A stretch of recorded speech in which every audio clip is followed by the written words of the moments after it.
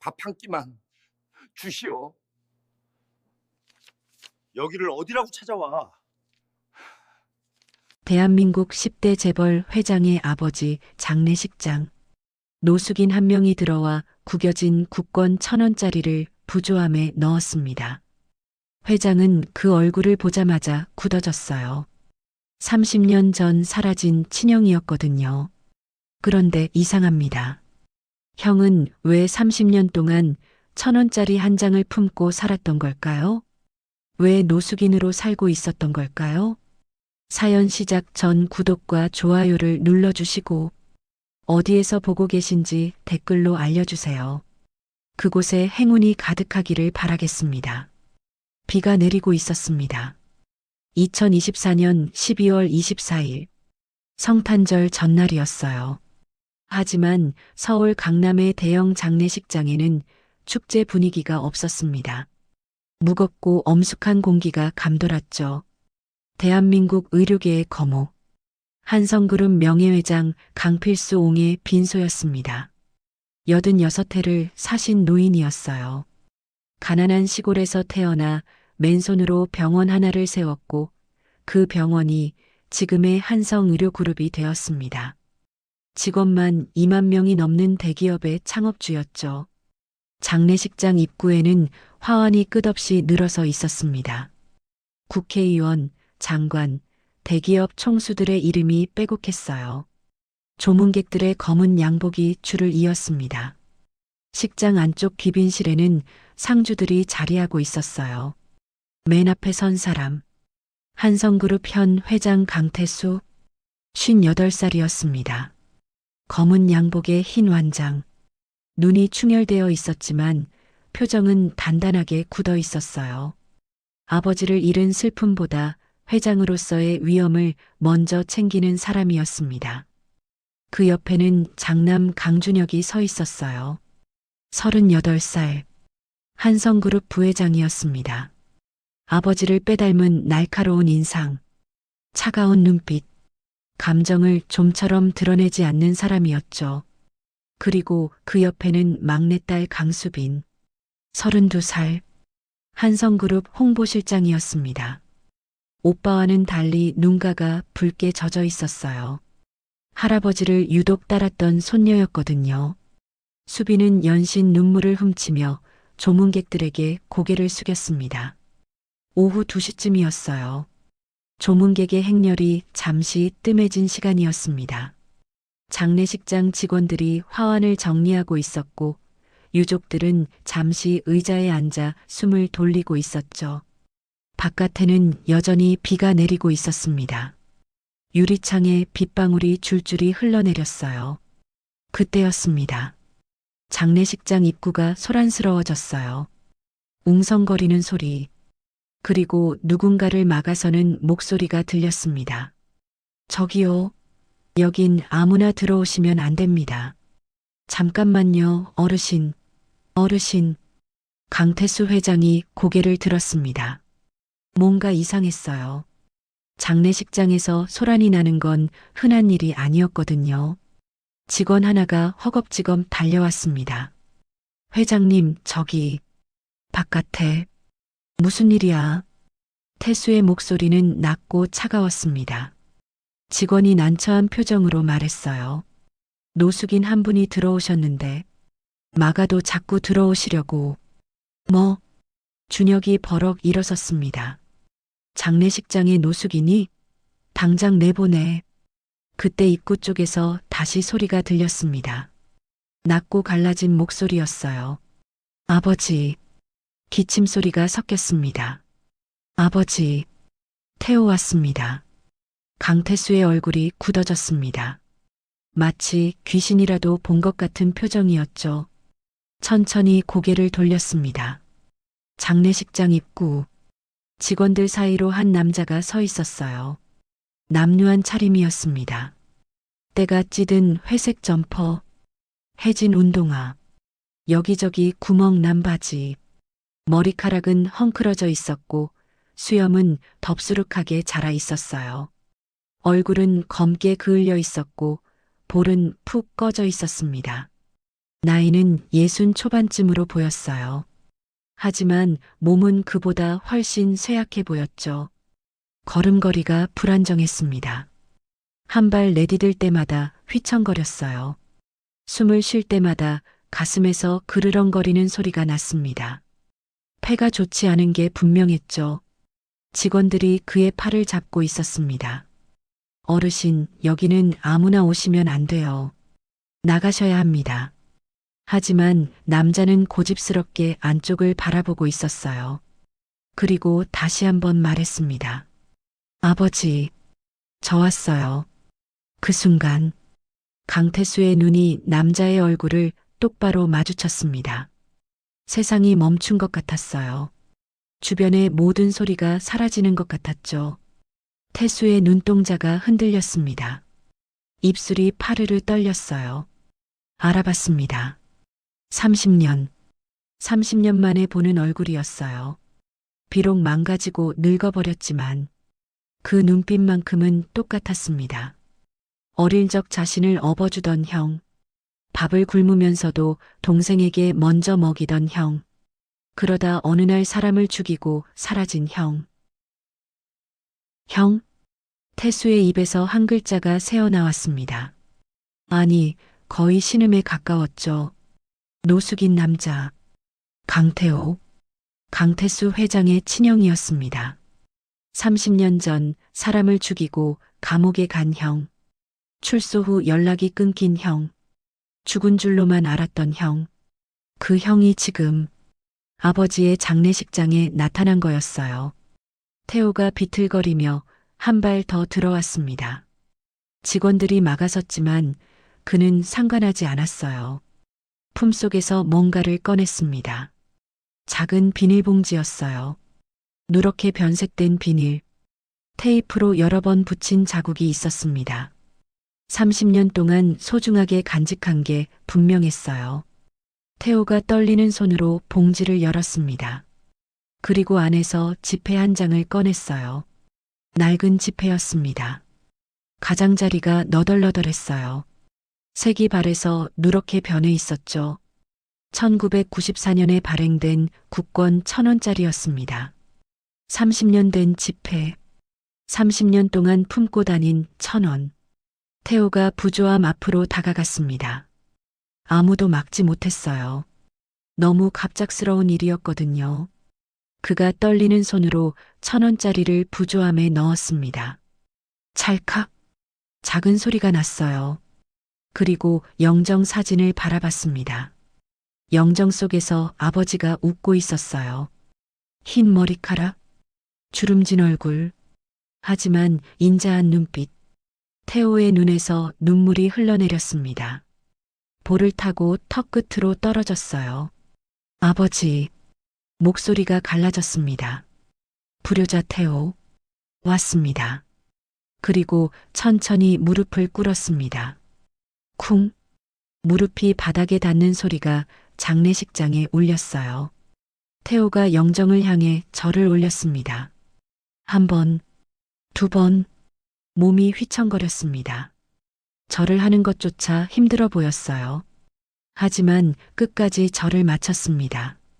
이마가 바닥에 닿을 때마다 가슴에서 그르렁거리는 소리가 새어나왔어요. 절을 마친 태호가 천천히 고개를 들었습니다. 영정 사진을 바라봤어요. 그리고 조용히 말했습니다. 아버지, 목소리가 떨렸어요. 밥 한 끼만 주세요. 장례식장이 얼어붙었습니다. 조문 온 손님들이 수군거렸어요. 저 사람 누구야? 노숙인인가? 회장님 아시는 분이래? 강태수는 그 자리에 굳어 서 있었습니다. 30년 전의 기억이 머릿속을 스쳐 지나갔어요. 분노, 배신감, 그리고 지워지지 않는 상처. 주먹을 꽉 쥐었습니다. 이마에 핏줄이 섰어요. 30년 만에 나타난 형. 그것도 아버지 장례식장에 노숙인 차림으로 1,000원을 부조하고 밥을 달라고 했습니다. 태수의 입술이 파르르 떨렸습니다. 무슨 말을 해야 할지 몰랐어요. 아니, 너무 할 말이 많아서 아무 말도 나오지 않았습니다. 장례식장 안이 숨막히는 정적에 휩싸였습니다. 모든 시선이 두 사람에게 쏠려 있었어요. 무릎 꿇은 노숙인, 그리고 그 앞에 굳어 선 회장. 강태수의 얼굴이 시뻘겋게 달아올랐습니다. 30년 동안 잊으려고 했던 얼굴이었어요. 아니, 잊은 줄 알았습니다. 완전히 지워버린 줄 알았어요. 그런데 지금 아버지 장례식장에 적골로 나타났습니다. 태수의 주먹이 부르르 떨렸어요. 이를 악물었습니다. 성큼성큼 태호 앞으로 걸어갔어요. 구두 소리가 장례식장에 울렸습니다. 딱, 딱, 딱. 날카로운 소리였어요.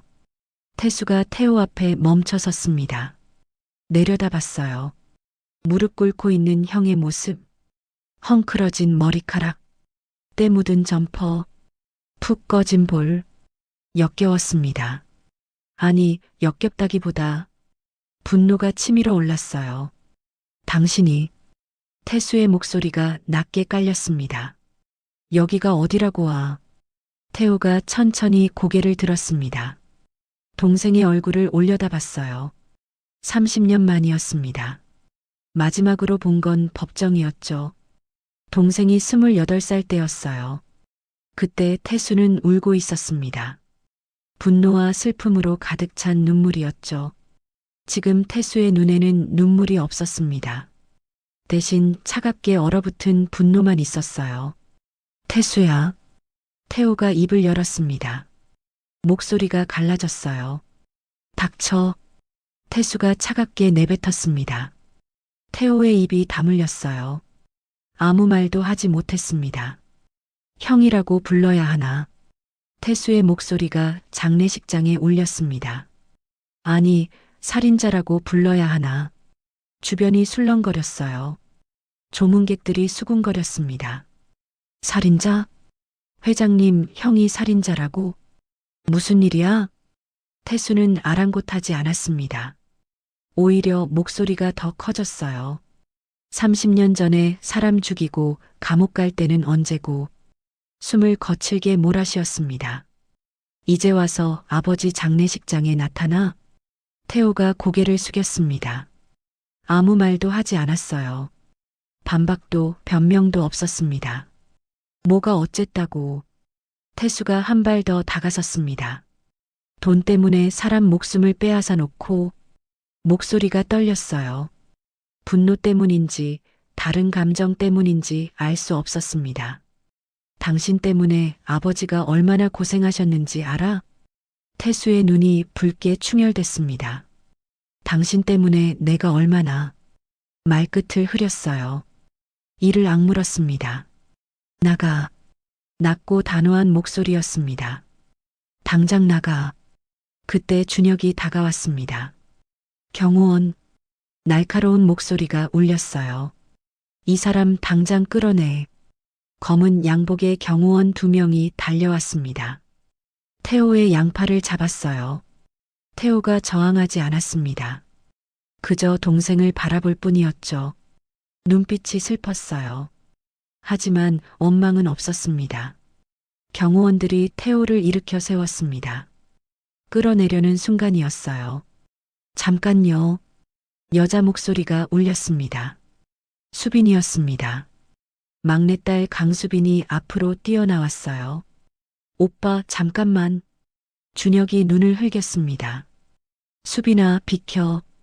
이건 내가 상관할 일이 아니야. 하지만 수빈은 물러서지 않았습니다. 경호원들 앞에 딱 버티고 섰어요. 아빠. 태수를 똑바로 바라봤습니다. 이분이 누군진 저도 잘 몰라요. 숨을 한번 들이쉬었습니다. 눈가가 붉어졌어요. 근데 할아버지가 뭐라고 하셨는지 아세요? 태수의 눈썹이 꿈틀거렸습니다. 뭐? 수빈이 말했어요.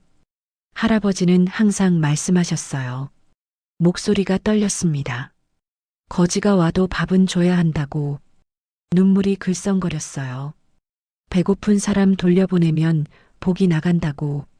장례식장이 조용해졌습니다. 수빈이 계속 말했어요. 이분이 정말 나쁜 사람인지 좋은 사람인지 저는 몰라요. 태수를 똑바로 바라봤습니다. 어떤 잘못을 하셨는지도 모르고요. 잠깐 말을 멈췄습니다. 눈물을 훔쳤어요. 근데 할아버지 장례식장에서 목소리에 힘을 줬습니다. 할아버지가 평생 하신 말씀을 어기면 안 되잖아요. 태수의 얼굴이 굳어졌습니다. 아버지의 말씀. 그래요. 아버지는 항상 그렇게 말씀하셨습니다. 사람이 굶어 죽게 생겼는데 밥 한 그릇 못 주면 그게 어디 사람이냐? 병원을 세우고 부자가 된 후에도 아버지는 가난한 환자들을 외면하지 않았습니다. 사람 목숨 앞에 돈이 뭐가 중요해. 입버릇처럼 하시던 말씀이었죠. 태수는 이를 악물었습니다. 형을 용서할 수 없었어요. 30년 동안 쌓인 분노와 원망이 너무 컸습니다. 하지만 아버지의 유언처럼 여겨지는 그 말을 장례식장에서 어길 수는 없었습니다. 수백 명의 조문객이 지켜보고 있었어요. 아버지의 명예가 걸린 문제였죠. 태수가 한참을 침묵했습니다. 주먹을 쥐었다 폈다 반복했어요. 밥만. 결국 낮게 내뱉었습니다. 밥만 먹고 당장 꺼져. 경호원들이 물러섰습니다. 태호의 팔에서 손을 뗐어요. 수빈이 태호에게 다가갔습니다. 어르신, 이쪽으로 오세요. 부드러운 목소리였어요. 태호가 수빈을 바라봤습니다. 처음 보는 얼굴이었어요. 하지만 왠지 눈빛이 따뜻했습니다. 어딘가 익숙하기도 했어요. 아, 어머니를 닮았구나. 태수의 아내. 30년 전 딱 한 번 본 얼굴이었죠. 동생 결혼식 때였어요. 형은 축의금을 전하고 바로 떠났습니다. 그 신부의 눈빛이 지금 이 아가씨에게 그대로 있었어요. 고맙습니다. 태호의 목소리가 떨렸어요. 수빈이 태호의 팔을 부축했습니다. 조심스럽게 식당 쪽으로 안내했어요. 태호가 절뚝거리며 걸었습니다. 한 발 내디딜 때마다 몸이 휘청거렸어요. 가슴에서 그르렁거리는 소리가 났습니다. 수빈이 구석자리에 태호를 앉혔습니다. 그리고 직접 주방으로 갔어요. 잠시 후 돌아왔습니다. 손에 뚝배기를 들고 있었어요. 김이 모락모락 피어오르는 육개장이었습니다. 천천히 드세요. 수빈이 부드럽게 말했어요. 밥을 국에 말아 건넸습니다. 태호가 국밥 그릇을 바라봤습니다. 붉은 국물, 하얀 밥알, 파릇파릇한 파, 숟가락을 들었습니다. 손이 떨렸어요. 심하게 떨렸습니다. 한 숟가락 떴습니다. 입으로 가져가려는데 목이 메었습니다. 숟가락이 입술 앞에서 멈췄어요. 30년 만이었습니다. 가족이 차려준 밥. 아니, 가족이라고 할 수도 없었죠. 동생은 저 멀리 앉아서 외면하고 있었습니다. 눈길조차 주지 않았어요. 그래도 같은 공간에 있다는 것만으로 눈물이 흘러내렸습니다. 볼을 타고 턱으로 떨어졌어요. 국밥 속으로 눈물이 뚝뚝 떨어졌습니다. 태호는 소리 없이 울었습니다. 어깨가 들썩거렸어요. 수빈이 옆에 서서 지켜봤습니다. 가슴이 아팠어요. 이 사람이 어떤 사람인지는 몰랐습니다. 하지만 저렇게 우는 사람이 정말 나쁜 사람일까요? 멀리서 태수가 그 모습을 봤습니다. 외면하려 했지만 자꾸 눈이 갔어요. 저 인간이 왜 울어? 사람까지 죽여놓고 돈 때문에 사람 목숨을 빼앗아 놓고. 태수는 고개를 돌렸습니다. 창밖을 바라봤어요. 비가 계속 내리고 있었습니다. 태호가 국밥을 제대로 먹지 못했습니다. 숟가락을 들었다 놓기를 반복했어요. 목이 메어서 넘길 수가 없었습니다. 결국 국물만 몇 모금 마셨어요. 따뜻한 국물이 목을 타고 내려갔습니다. 그것만으로도 감사했어요. 30년 만에 동생이 있는 곳에서 먹는 밥이었으니까요. 태호가 숟가락을 내려놓았습니다. 천천히 일어섰어요. 몸이 휘청거렸습니다. 수빈이 부축하려 했지만 태호가 손을 들어 막았어요. 됐습니다. 고마워요, 아가씨. 비틀거리며 출구로 향했습니다. 한 걸음 한 걸음이 힘겨워 보였어요. 출구 앞에서 멈췄습니다. 뒤를 돌아봤어요. 동생이 창가에 서 있었습니다. 등을 돌린 채 창밖을 바라보고 있었죠. 태호가 그 등을 바라봤습니다. 오래도록 바라봤어요. 30년 전에도 저런 등이었습니다. 법정에서 판결이 내려지던 날, 동생은 등을 돌린 채 나가버렸죠. 한 번도 뒤돌아보지 않았어요. 태호가 작게 미소 지었습니다. 눈물이 볼을 타고 흘렀어요. 잘 있어라, 태수야. 목소리가 바람처럼 작았습니다. 밥 잘 먹었다. 그리고 돌아서서 장례식장을 나갔습니다. 문이 열리자 빗소리가 크게 들렸어요. 태호의 등이 빗속으로 사라졌습니다. 비에 젖은 회색 점퍼가 점점 작아지다가 사라졌어요. 태수는 끝까지 돌아보지 않았습니다. 하지만 주먹을 꽉 쥐고 있었어요. 손톱이 손바닥을 파고들었습니다. 왜 이렇게 가슴이 쓰린 건지 알 수 없었습니다. 태호가 떠나고 얼마 지나지 않았을 때였습니다. 장례식장 입구가 다시 소란스러워졌어요. 회장님, 회장님 계십니까? 다급한 목소리가 들렸습니다. 양복을 입은 중년 남자가 허겁지겁 들어왔어요. 숨을 헐떡이고 있었습니다. 넥타이가 비뚤어져 있었고 이마에는 땀이 송골송골 맺혀 있었죠. 비를 맞았는지 양복 어깨가 젖어 있었습니다. 김 변호사였습니다. 강필수 명예회장의 오랜 법률 대리인이었어요. 30년 넘게 강씨 집안의 모든 법적 문제를 맡아온 사람이었죠. 아버지가 병원 하나일 때부터 함께했습니다. 지금은 그룹 전체의 법무를 총괄하는 고문 변호사였어요. 김 변호사가 태수를 발견하고 달려왔습니다. 회장님, 숨을 몰아쉬며 물었어요. 큰아드님, 큰아드님 오셨습니까? 태수의 눈썹이 꿈틀거렸습니다. 뭐라고? 명예회장님의 큰아드님이요. 김 변호사가 다급하게 말했습니다. 오늘 오셨다는 소식을 듣고 급히 왔습니다. 태수의 얼굴이 굳어졌어요. 그 인간이 왜? 낮고 차가운 목소리였습니다. 어떻게 올 줄 알고 기다렸나? 아닙니다. 김 변호사가 고개를 저었어요. 기다린 게 아닙니다. 명예회장님께서 유언을 남기셨습니다. 유언. 그 단어에 태수의 눈빛이 흔들렸습니다. 무슨 유언? 김 변호사가 잠시 머뭇거렸습니다. 주변을 둘러봤어요. 조문객들이 여전히 웅성거리고 있었습니다. 이쪽으로 오시죠. 김 변호사가 조심스럽게 말했어요. 사람들 앞에서 드릴 말씀이 아닙니다. 태수가 김 변호사를 따라 귀빈실로 들어갔습니다. 수빈과 준혁도 뒤따랐어요. 귀빈실 문이 닫혔습니다. 바깥의 소란이 멀어졌어요. 김 변호사가 품속에서 뭔가를 꺼냈습니다. 낡은 가죽 표지의 노트였어요. 오래된 물건이었습니다. 모서리가 닳아서 둥글게 변해 있었어요. 가죽색이 바래서 원래 무슨 색이었는지 알 수 없었죠. 군데군데 얼룩도 있었습니다. 이게 뭐야? 태수가 물었습니다. 김 변호사가 노트를 두 손으로 공손히 내밀었어요.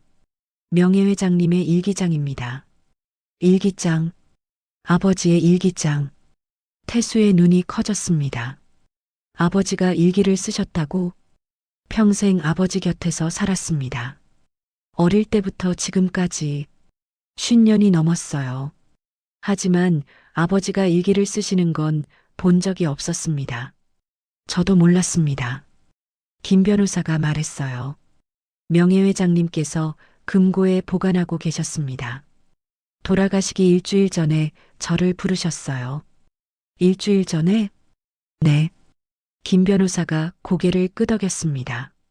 병실로 부르셨습니다. 그때 이 일기장을 주셨어요. 김 변호사의 눈이 붉어졌습니다. 그날의 기억이 떠오르는 것 같았어요. 명예회장님께서 그러셨습니다. 목소리가 떨렸어요. 태호가 올 거다. 내 장례식에 반드시 온다. 태수의 심장이 쿵 내려앉았습니다. 아버지가 알고 계셨다. 형이 올 거라는 걸. 그래서 이걸 맡기셨습니다. 김 변호사가 일기장을 내밀었어요. 큰아들이 오거든 이 일기장을 작은아들에게 꼭 보여주라고. 큰아들이 오면 작은아들에게 보여주라. 무슨 뜻일까요? 그리고 한 말씀 더 하셨습니다. 김 변호사가 말을 이었어요. 뭐라고 하셨는데? 태수의 목소리가 떨렸습니다. 김 변호사가 눈물을 훔쳤어요. 다 읽고 나면 태호를 찾아라. 형을 용서해라. 그게 아비의 마지막 부탁이다. 용서하라. 형을 용서하라. 태수의 얼굴이 일그러졌습니다. 용서라고? 목소리가 높아졌어요. 사람을 죽인 놈을 어떻게 용서해? 김 변호사가 아무 말도 하지 못했습니다. 그저 일기장을 내밀 뿐이었어요. 저도 내용은 모릅니다. 조심스럽게 말했습니다. 명예회장님께서 절대 열어보지 말라고 하셨거든요. 하지만 잠깐 말을 멈췄어요. 명예회장님께서 이 일기장을 주실 때 우셨습니다. 태수의 눈이 커졌습니다. 아버지가? 네. 평생 처음 보는 눈물이었습니다. 김 변호사의 목소리도 떨렸어요. 그러면서 말씀하셨습니다. 평생 가슴에 묻은 이야기가 있다고. 이제 떠나기 전에 털어놓아야겠다고. 태수는 아무 말도 하지 못했습니다. 일기장을 바라봤어요.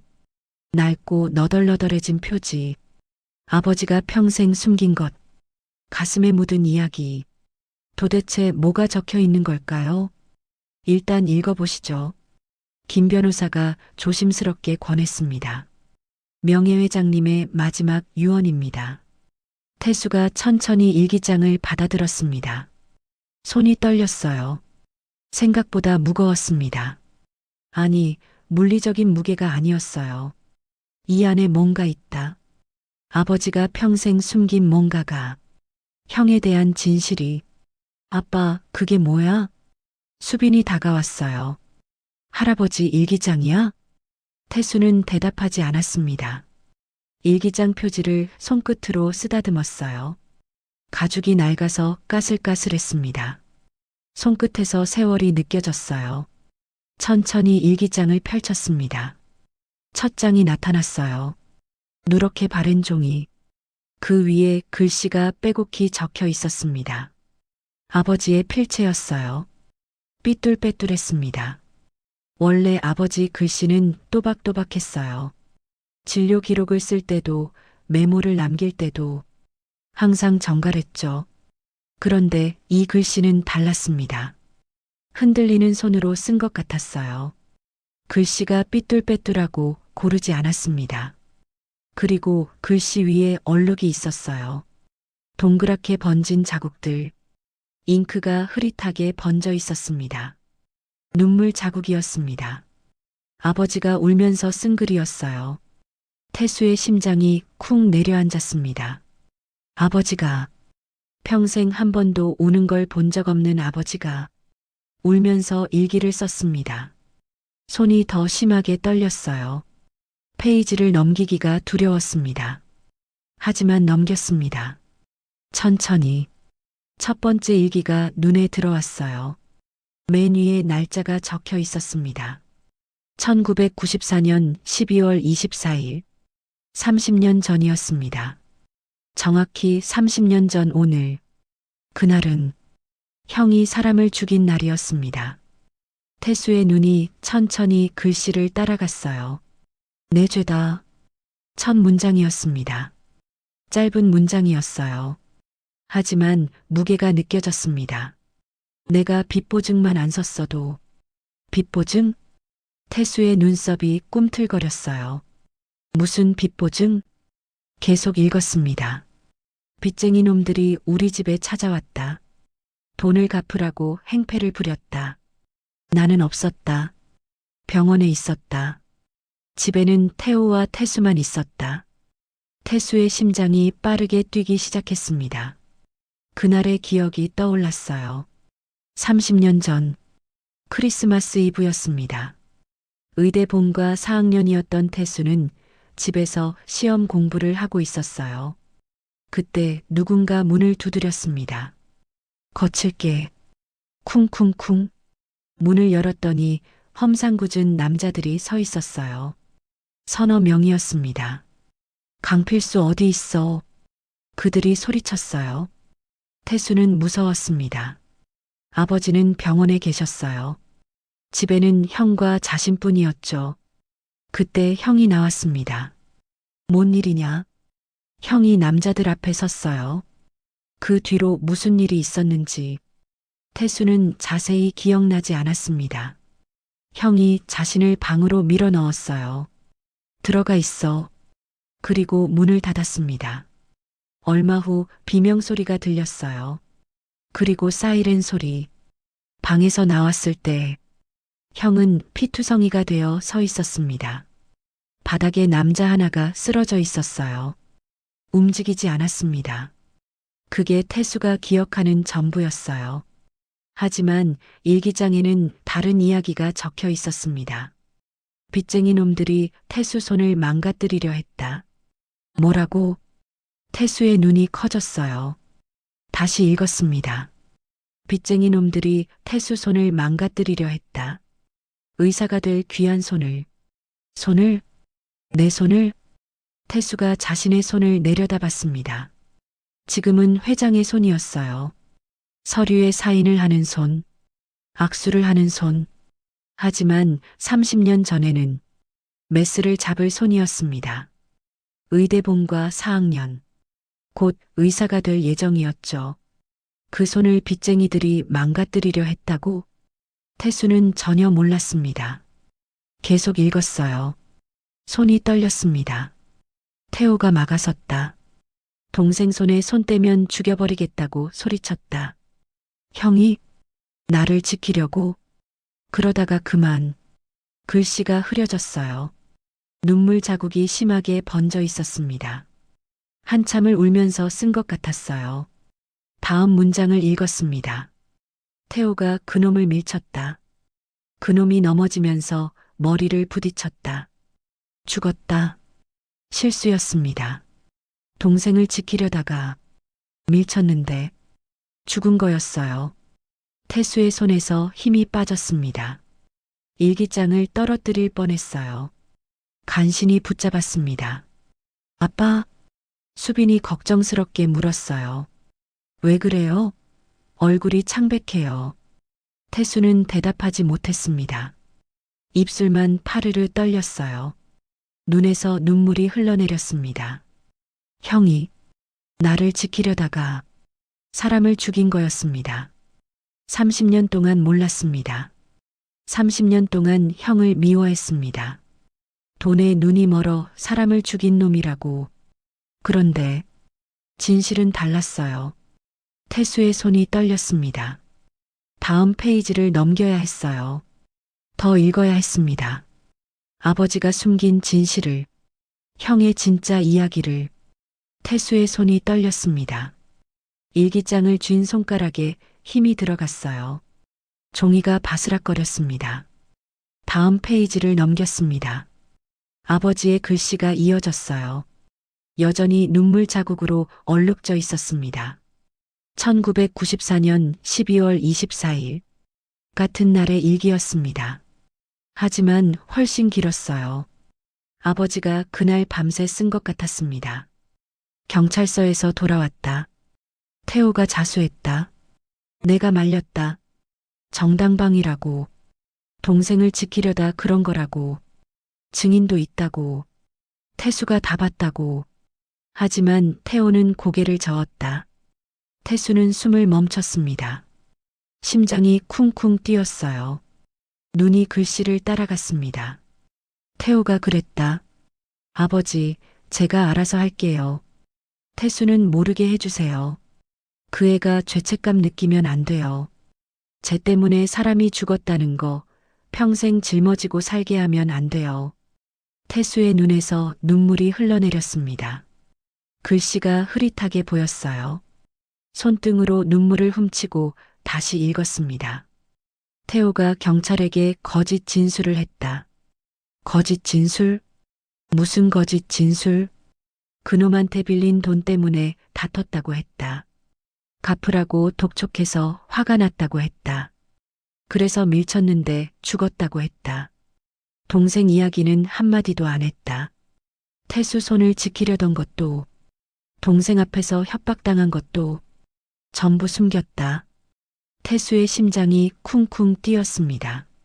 손이 더 심하게 떨렸어요. 형이 거짓말을 했습니다. 나를 지키려다 죽인 게 아니라 돈 때문에 죽였다고 거짓말을 했어요. 왜 그런 거짓말을? 다음 문장이 눈에 들어왔습니다. 내가 물었다.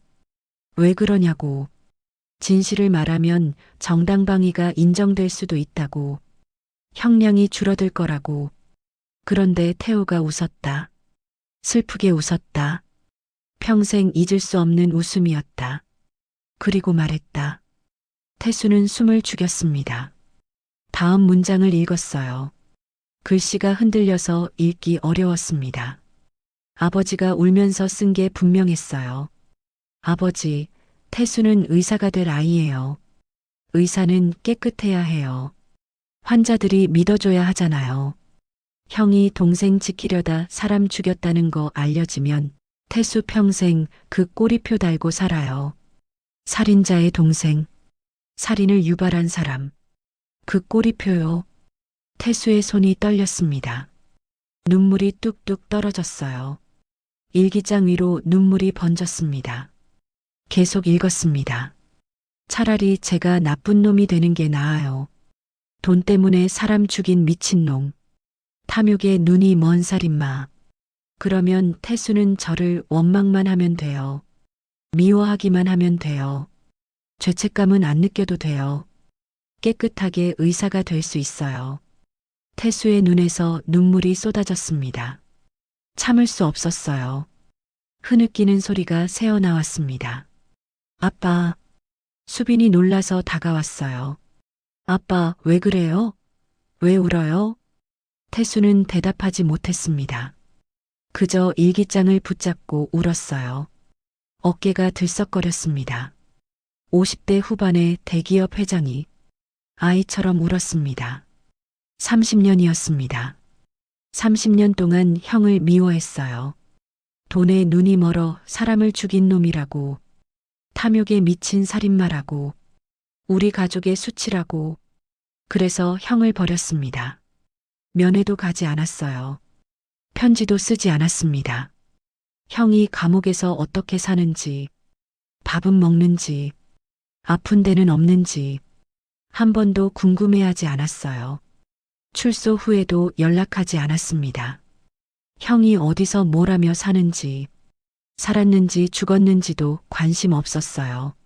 아니, 관심이 없었던 게 아니었습니다. 일부러 외면한 거였어요. 형을 떠올리면 분노가 치밀었거든요. 그 분노로 살아왔습니다.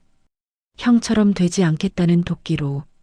그런데 그게 다 나를 위한 거였어요. 형은 나를 지키려고 살인자가 됐습니다. 나를 지키려고 거짓말을 했어요. 나를 지키려고 스스로 나쁜 놈이 됐습니다.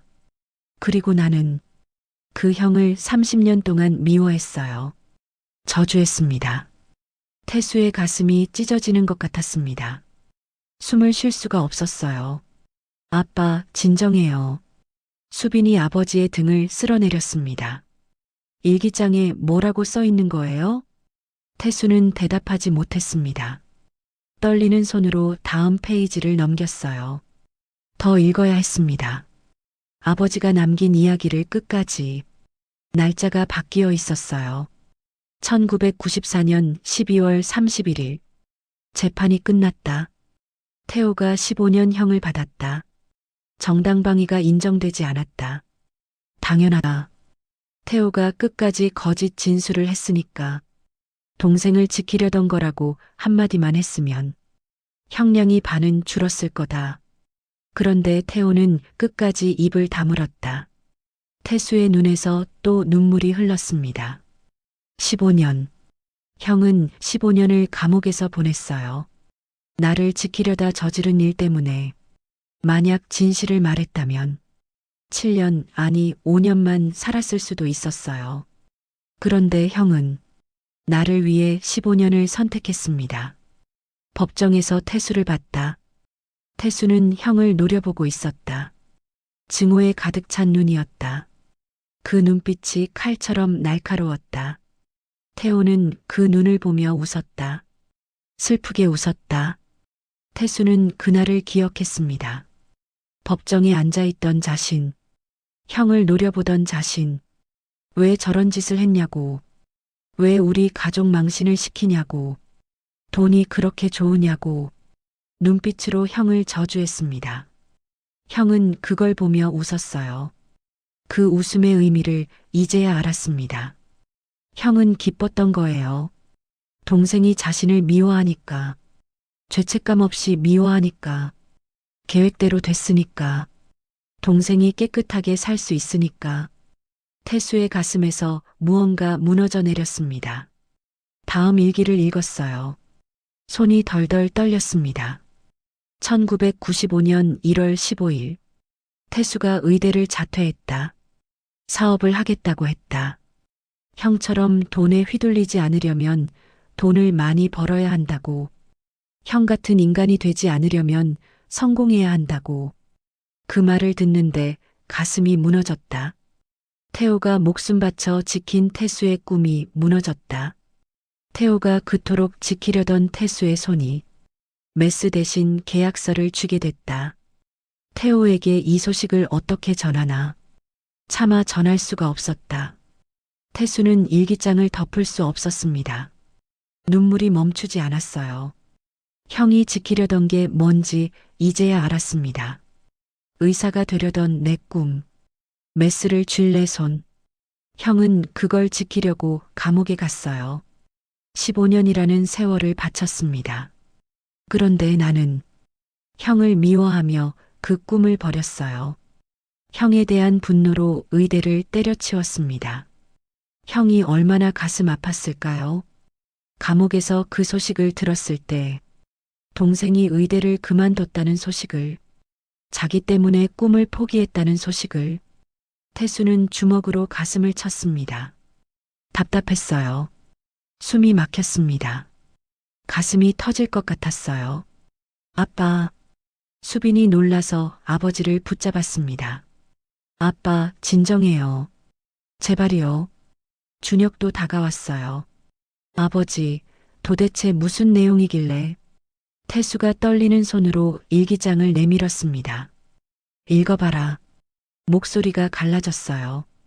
너희들도 읽어봐. 전부 다. 수빈이 일기장을 받았습니다. 준혁과 함께 읽기 시작했어요. 귀빈실이 조용해졌습니다. 페이지 넘기는 소리만 들렸어요. 페이지를 넘길수록 두 사람의 얼굴이 창백해졌습니다. 이게, 준혁의 목소리가 떨렸어요. 이게 사실이야? 큰아버지가. 수빈의 눈에서 눈물이 흘렀습니다. 아버지를 지키려고. 거짓말을. 태수가 벌떡 일어섰어요. 의자가 뒤로 밀렸습니다. 비틀거렸어요. 형을 찾아야 해. 목소리가 갈라졌습니다. 지금 당장 형을 찾아야 해. 창밖을 봤습니다. 비가 여전히 내리고 있었어요. 어두워지고 있었습니다. 형은 저 비를 맞으며 어디론가 갔습니다. 밥도 제대로 못 먹고 국물 몇 모금만 마시고 쫓겨나듯이 나갔어요. 30년 동안 나를 지켜준 형을 나는 오늘 쫓아냈습니다. 형? 태수가 장례식장 문을 박차고 나갔어요. 태수가 장례식장을 뛰쳐나갔습니다. 문이 벌컥 열리자 차가운 공기가 밀려왔어요. 비가 쏟아지고 있었습니다. 굵은 빗줄기가 얼굴을 때렸어요. 태수는 아랑곳하지 않았습니다. 주차장을 향해 뛰었어요. 형, 형, 목이 터져라 소리쳤습니다. 빗소리에 묻혀 멀리 퍼지지 않았어요. 주차장을 휘둘러 봤습니다. 수십 대의 차들이 줄지어 서 있었어요. 검은 세단, 흰 승용차, 큰 승합차. 하지만 형의 모습은 보이지 않았습니다. 회색 점퍼를 입은 노숙인. 그 구부정한 등이 어디에도 없었어요. 형, 어디 있어? 태수가 소리쳤습니다. 목소리가 갈라졌어요. 비를 맞으며 주차장을 뛰어다녔습니다. 양복이 젖어 몸에 달라붙었어요. 구두에 물이 들어갔습니다. 상관없었어요. 형을 찾아야 했습니다. 형, 나야. 태수야. 대답이 없었습니다. 빗소리만 귀를 때렸어요. 수빈과 준혁이 뒤따라왔습니다. 우산을 들고 뛰어왔어요. 아빠. 수빈이 소리쳤습니다. 비 맞으면 안 돼요. 태수는 듣지 않았습니다. 주차장 끝까지 뛰어갔어요. 거기에도 형은 없었습니다. 태수가 멈췄습니다. 빗속에 서서 하늘을 올려다봤어요. 어두운 하늘에서 비가 쏟아졌습니다. 차가운 빗방울이 얼굴을 적셨어요. 눈물인지 빗물인지 알 수 없었습니다. 형? 태수의 목소리가 떨렸습니다. 형, 어디 갔어? 무릎에 힘이 풀렸어요. 그 자리에 주저앉을 뻔했습니다. 그때 준혁이 달려왔습니다. 아버지, 태수의 팔을 붙잡았어요. 일단 들어가요. 비 너무 많이 맞았어요. 태수가 고개를 저었습니다. 안 돼. 형을 찾아야 해. 이 비에 찾을 수 없어요. 준혁이 말했습니다. 일단 들어가서 다시 생각해요. 수빈이 아버지에게 우산을 씌워줬습니다. 아빠, 감기 걸리면 어떡해요? 태수는 움직이지 않았습니다. 주차장 출구를 바라봤어요. 형은 저길로 나갔을 거예요. 비를 맞으며. 혼자서. 내가 쫓아냈어. 태수의 목소리가 갈라졌습니다. 30년 동안 나를 지켜준 형을. 내가 쫓아냈어. 수빈이 아버지의 팔을 잡았습니다. 아빠, 일단 들어가요. 거기서 다시 이야기해요. 태수는 고개를 떨궜습니다. 어깨가 축 처졌어요. 아들과 딸의 부축을 받으며 천천히 장례식장으로 돌아갔습니다. 젖은 양복에서 물이 뚝뚝 떨어졌어요. 구두가 질벅거렸습니다. 하지만 태수는 아무것도 느끼지 못했습니다. 머릿속이 하였어요. 형 생각만 가득했습니다. 귀빈실로 돌아왔습니다. 직원이 수건을 가져왔어요. 태수는 수건으로 얼굴을 닦지 않았습니다. 그냥 손에 들고 멍하니 서 있었어요. 아버지, 준혁이 조심스럽게 말했습니다. 일기장, 아직 다 못 읽었어요. 태수가 고개를 들었습니다. 일기장, 아버지의 일기장. 수빈이 일기장을 내밀었어요. 아빠, 뒤에 더 있어요. 더 읽어봐야 할 것 같아요. 태수가 떨리는 손으로 일기장을 받았습니다. 의자에 앉았어요. 젖은 손으로 페이지를 넘겼습니다. 종이가 축축해졌어요. 아까 읽다 만 부분이었습니다. 1995년의 일기. 더 뒤를 넘겼습니다. 2000년. 새천년이 시작된 해였어요. 오늘 교도소에 다녀왔다. 태호를 면회했다. 6년 만이다. 태수의 눈이 커졌습니다. 아버지가 형을 면회하셨다. 자신은 한 번도 가지 않았는데 태호가 많이 야위었다. 머리카락이 하얗게 샜다. 40도 안 됐는데 늙은이처럼 보였다. 그래도 태호는 웃었다. 태수 잘 있냐고 물었다. 태수의 심장이 쿵 내려앉았습니다. 감옥에 있으면서도 형은 나를 걱정했어요. 나는 대답할 수 없었다. 태수가 의대를 그만뒀다는 말을 어떻게 해? 사업을 한다는 말을 어떻게 해? 형을 미워해서 의사를 포기했다는 말을 어떻게 해? 그래서 거짓말을 했다. 태수 잘 있다고, 의사 되려고 열심히 공부한다고. 태호가 그 말을 듣고 울었다. 좋다고, 다행이라고. 내 동생이 의사가 되는구나. 내가 지킨 보람이 있구나. 그렇게 말하면서 울었다. 태수의 눈에서 눈물이 쏟아졌습니다. 가슴이 찢어지는 것 같았어요. 형은 감옥에서 내가 의사가 될 거라고 믿으며 버텼어요. 자신의 희생이 헛되지 않았다고 믿으며. 그런데 나는 이미 그 꿈을 버렸습니다. 형을 미워하면서 아버지도 차마 말씀을 못 하셨어요. 거짓말을 하셨습니다. 형의 마음을 지키려고 다음 페이지를 넘겼습니다. 손이 떨렸어요. 2009년 3월 15일. 태호가 출소했다. 15년 형기를 다 채우고 나왔다. 마중을 나갔다. 교도소 앞에서 태호를 기다렸다. 태수는 숨을 멈췄습니다. 출소. 형이 출소한 날. 그날 자신은 뭘 하고 있었을까요? 기억이 나지 않았어요.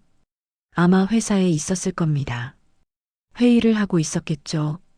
형이 15년 만에 세상에 나오는 날. 자신은 형 생각조차 하지 않았습니다. 태호가 나왔다. 머리가 하얗게 샜다. 등이 굽어 있었다.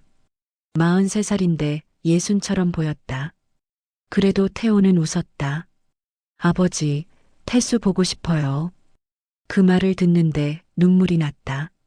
15년 동안 감옥에 있으면서 자기 걱정은 안 하고 동생 걱정만 했구나.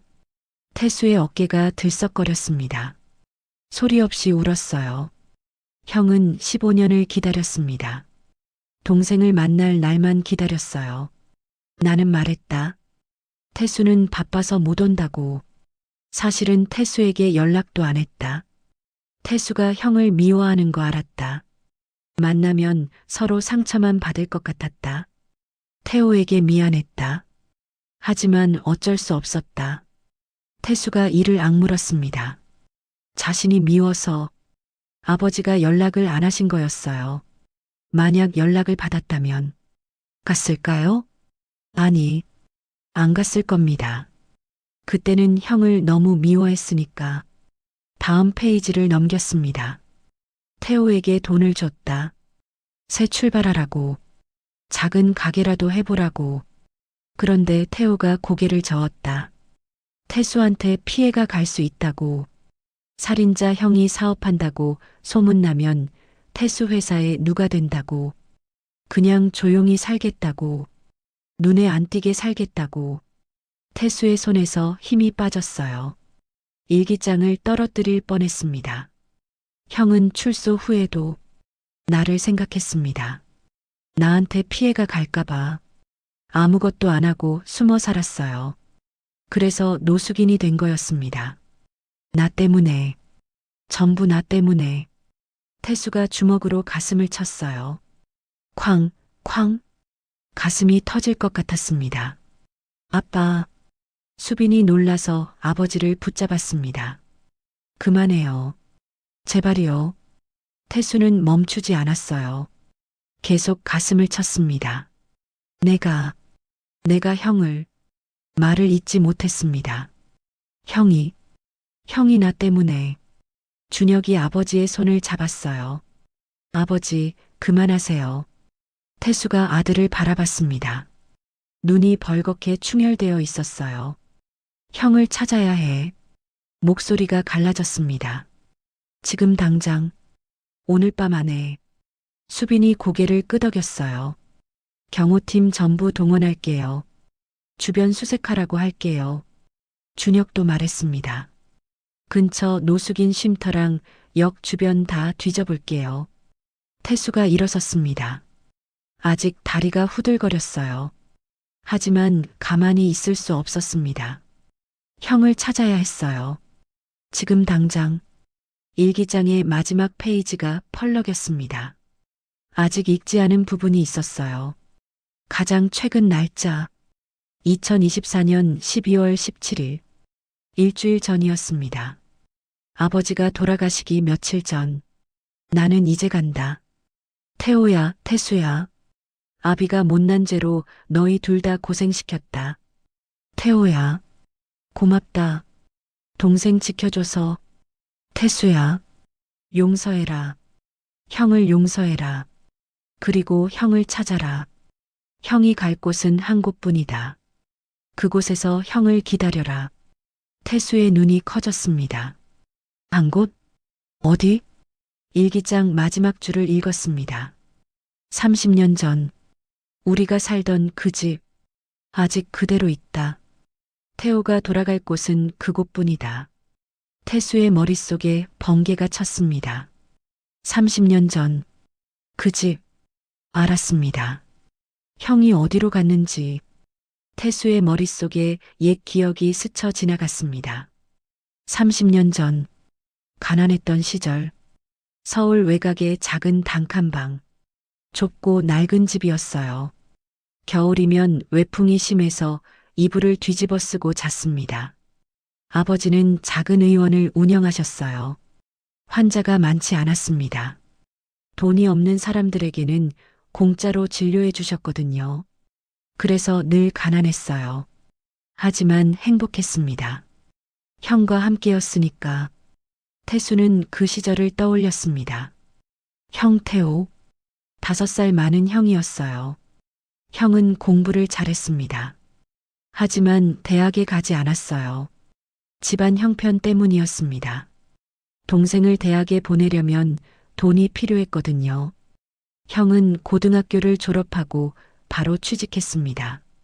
공장에서 일했어요. 월급을 고스란히 집에 가져왔습니다. 태수야, 너는 공부해라. 형이 늘 말했어요. 형은 못 배웠지만 너는 배워야 해.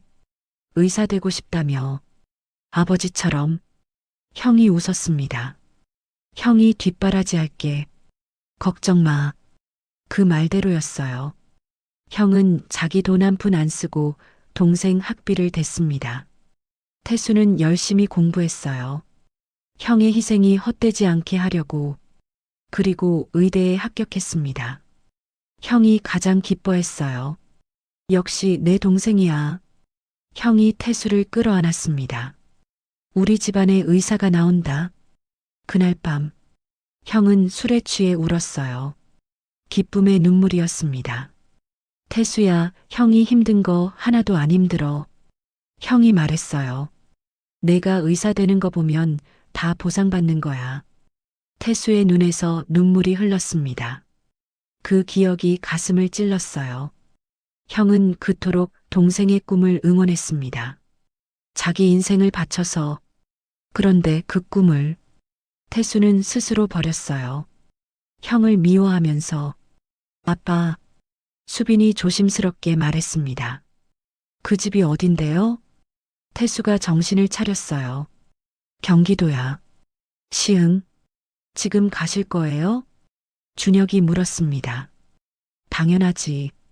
태수가 대답했어요. 지금 당장 가야 해. 준혁이 고개를 끄덕였습니다. 차 가져올게요. 준혁이 밖으로 나갔어요. 잠시 후 검은 승용차가 장례식장 앞에 섰습니다. 태수가 차에 올랐어요. 수빈도 따라 탔습니다. 저도 갈게요. 수빈이 말했어요. 큰아버지 찾아야 하잖아요. 준혁이 운전대를 잡았습니다. 차가 출발했어요. 비가 여전히 내리고 있었습니다. 와이퍼가 바쁘게 움직였어요. 태수는 창밖을 바라봤습니다.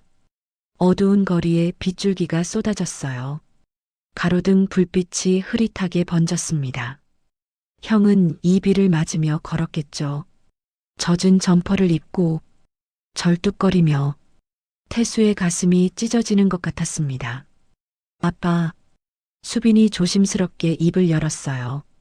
왜 의대를 그만두셨어요? 태수가 고개를 돌렸습니다. 딸의 얼굴을 바라봤어요. 아까 일기장에 있었잖아요. 수빈이 말했습니다. 큰아버지 때문에 의사 포기했다고. 태수는 한참 침묵했습니다.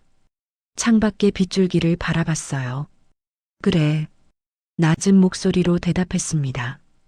형 때문에 그만뒀어. 왜요? 태수가 긴 한숨을 내쉬었어요. 과거의 기억이 밀려왔습니다. 그때 나는 형을 미워했어. 태수가 말했습니다. 돈에 눈이 멀어서 사람을 죽인 놈이라고 생각했지. 수빈이 조용히 듣고 있었어요. 형이 법정에서 말했거든. 태수가 계속했습니다. 돈 때문에 그랬다고. 돈을 갚으라고 해서 화가 났다고.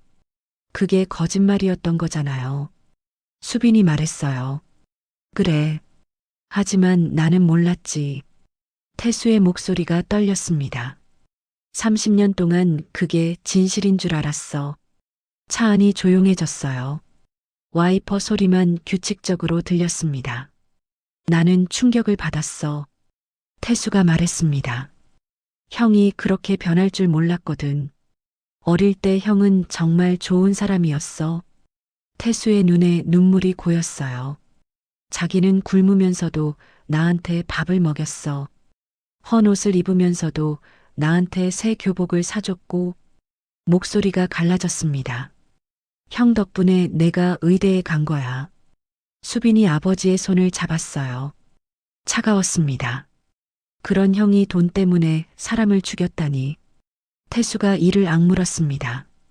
믿을 수가 없었어. 그래서 결심했지. 태수가 말했어요. 형처럼 되지 않겠다고.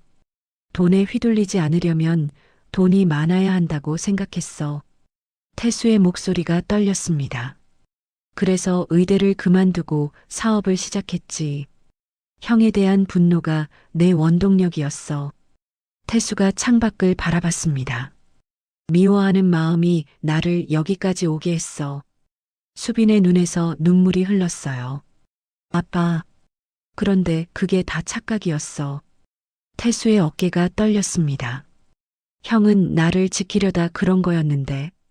나를 위해 살인자가 됐는데. 목소리가 갈라졌어요. 나는 형을 미워하며 30년을 살았어.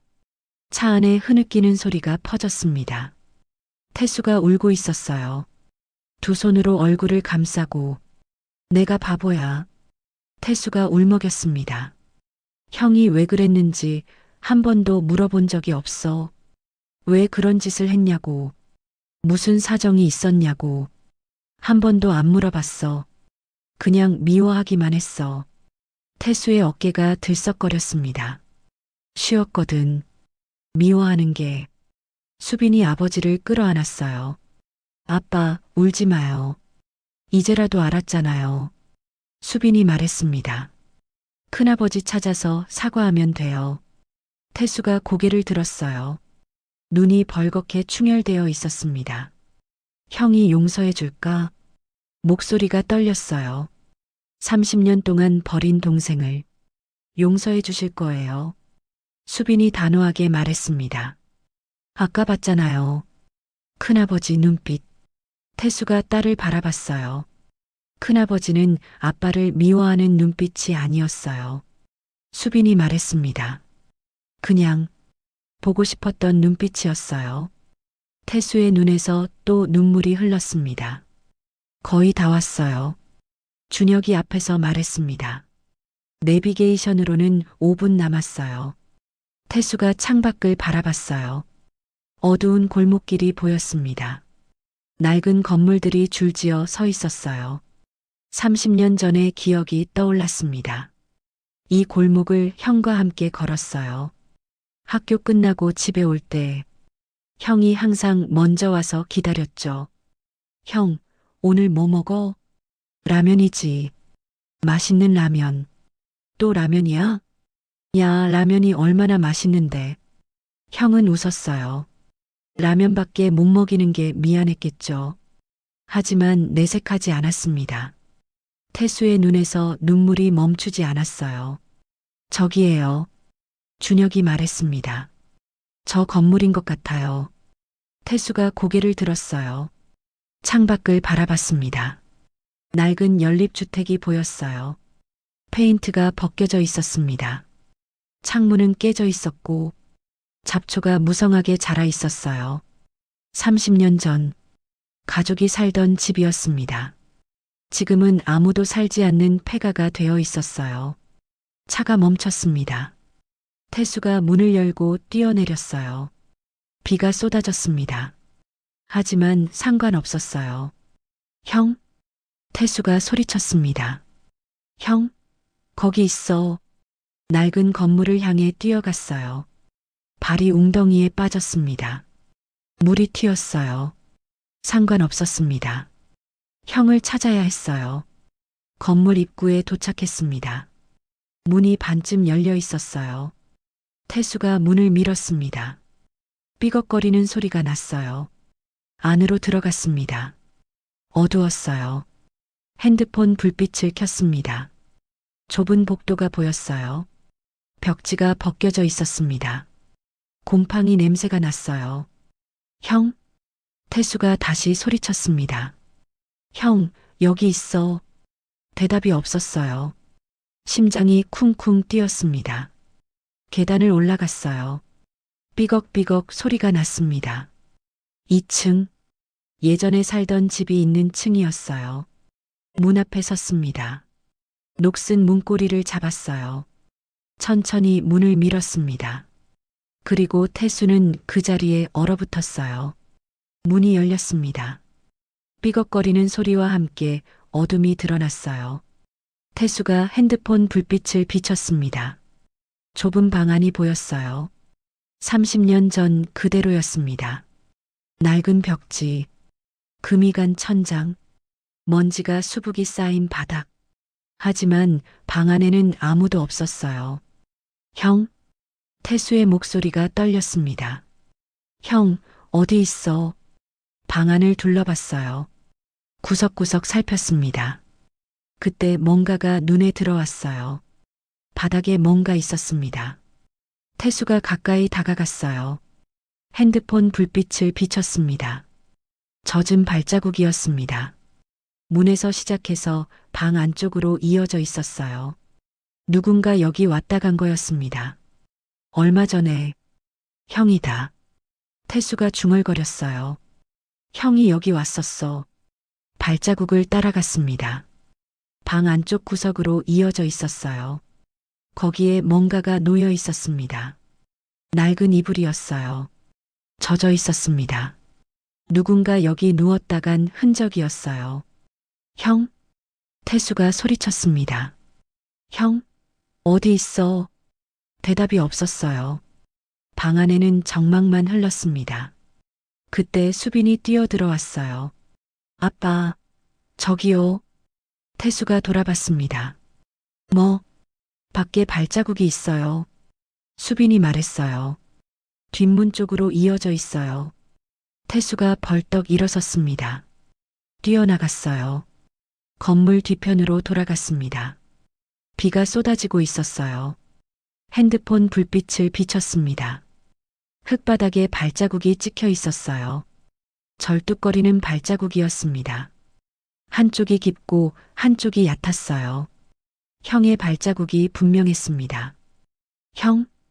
태수가 소리쳤어요. 형? 나야. 태수야. 발자국을 따라 뛰었습니다. 비를 맞으며 진흙탕을 밟으며 발자국은 뒷골목으로 이어졌어요.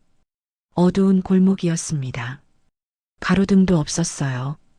태수가 핸드폰 불빛에 의지해 뛰었습니다. 숨이 차올랐어요.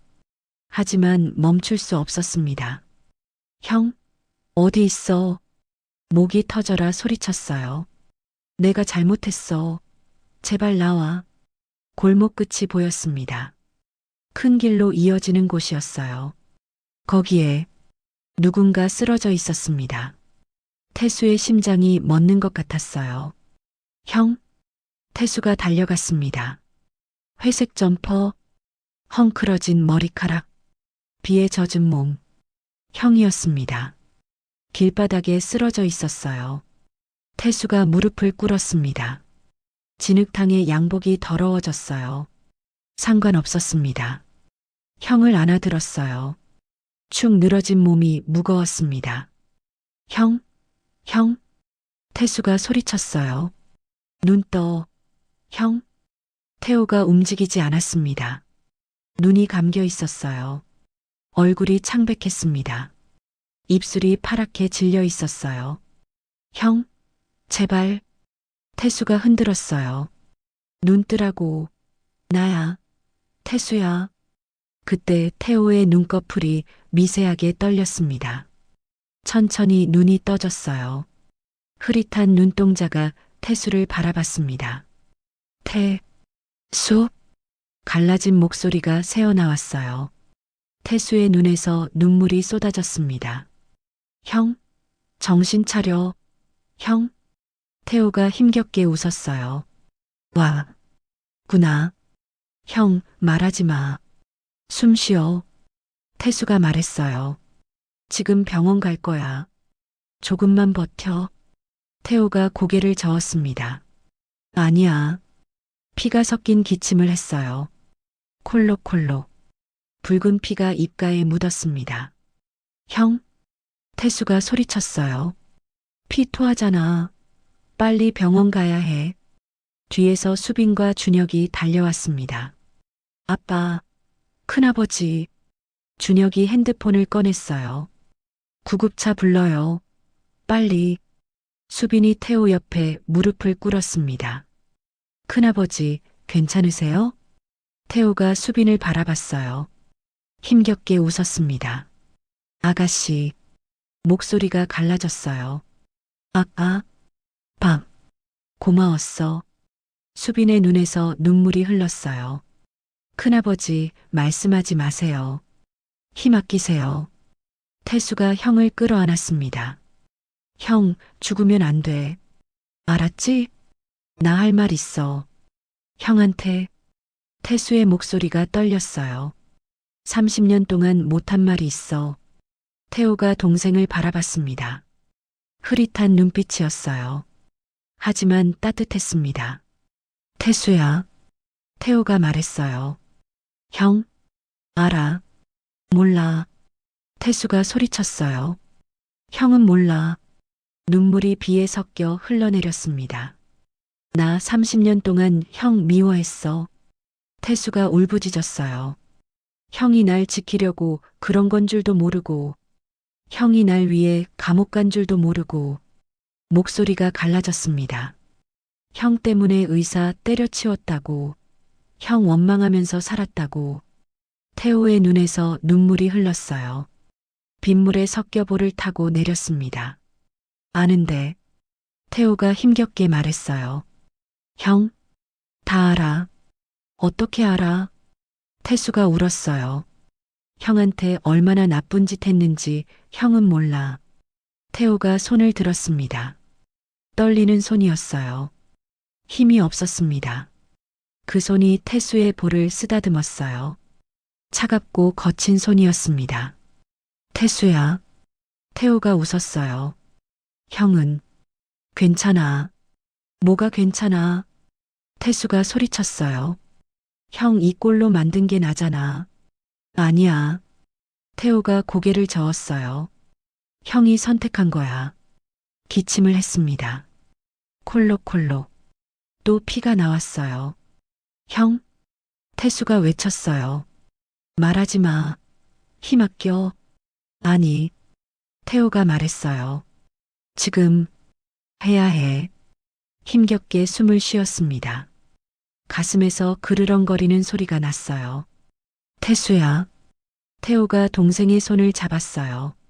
형이 한 가지만 물어볼게. 태수가 형의 손을 꽉 잡았습니다. 뭐든 말해. 형? 태호가 힘겹게 웃었어요. 내 손 보여줘. 태수가 두 손을 펼쳤습니다.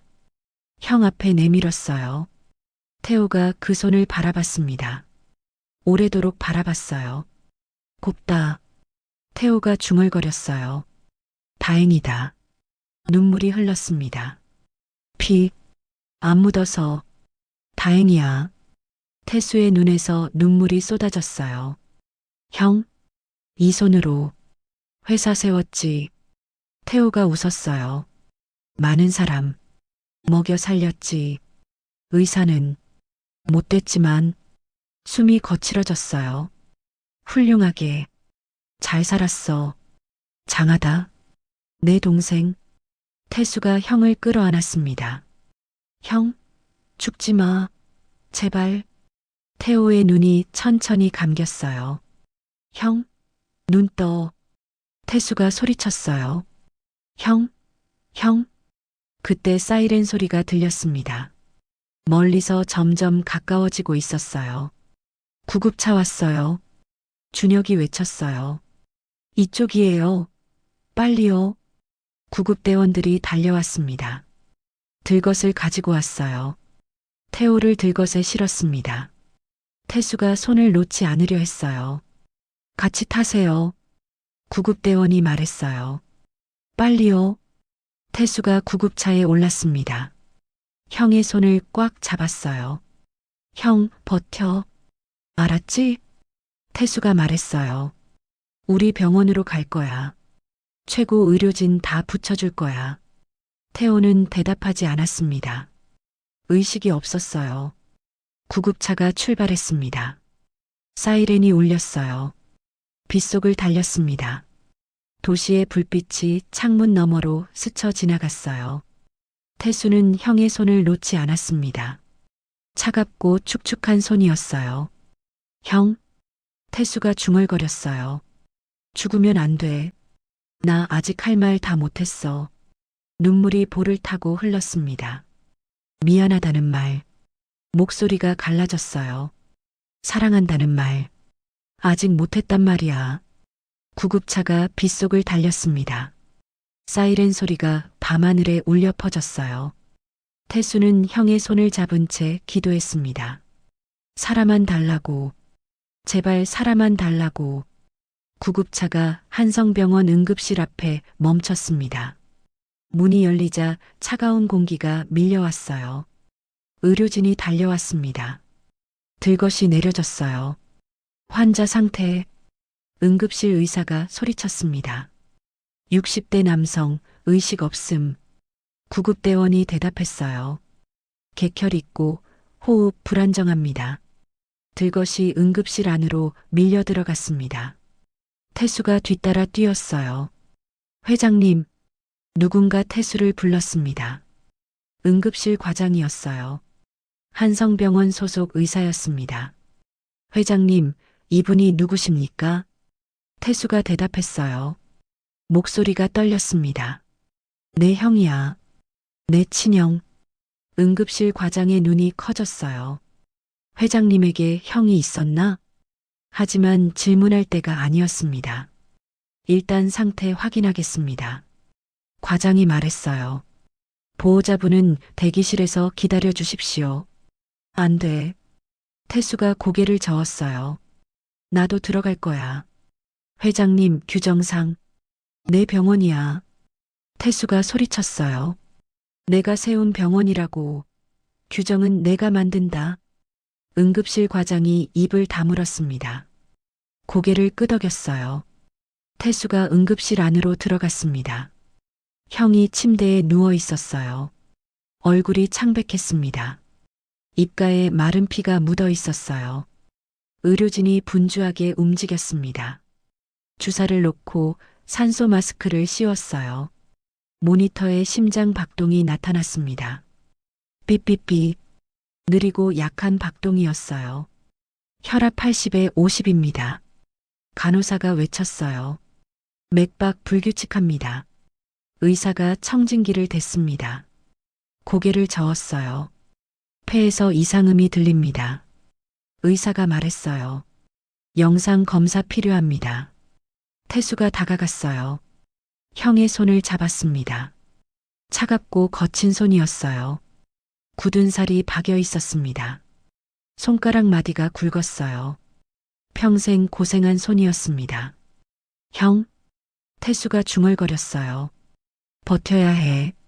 알았지? 형은 대답하지 않았습니다. 의식이 없었어요. 그때 의사가 다가왔습니다.